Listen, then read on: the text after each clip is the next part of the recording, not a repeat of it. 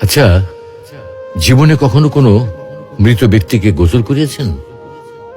যদি কখনো সুযোগ হয় তাহলে সেই মৃত ব্যক্তিকে গোসল করাবেন। তখন খুব কাছ থেকে দেখবেন মৃত মানুষের দেহটা কতটা অসহায় লাগে, মৃত্যুর পরে মানুষের দেহ কতটা ভয়ের কারণ হয়ে দাঁড়ায়। সুযোগ পেলে রাতে লাশটা পাহারা দেবেন, তখন বুঝতে পারবেন প্রিয় মানুষটার লাশ রাতের বেলায় আপনার কাছে কতটা অদ্ভুত লাগে, কতটা ভয়ের কারণ হয়ে ওঠে, কতটা আতঙ্কের কারণ হয়ে যায়।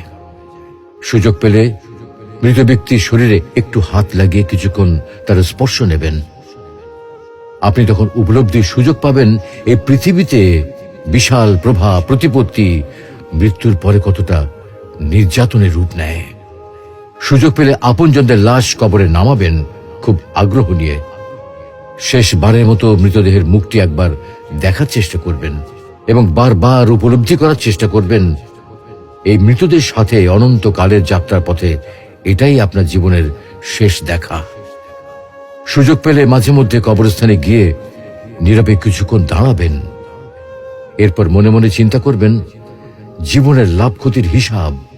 এই মৃত মানুষগুলো এই পৃথিবীতে কি করে গেছেন, কাদের রেখে গেছেন। যাদের রেখে গেছেন তারা কি কখনো এই মৃত মানুষগুলোকে স্মরণ করার জন্য কবরস্থানের আশেপাশে একটি বারের জনকে দেখতে আসে? আমাদের জীবনটা বড় অদ্ভুত, বৈচিত্র্যময়।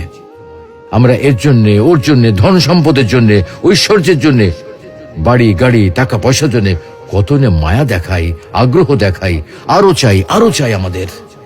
অথচ এই জীবনে আমরা মৃত্যুর কথা না ভেবে, পরকালের জবাবদিহির কথা না ভেবে কিভাবে আরো সম্পদ অর্জন করতে পারি সেই চিন্তায় বিভোর থাকি। হায় রে জীবন, এখনো সময় আছে, ফিরে আসুন মহান রবের দিকে।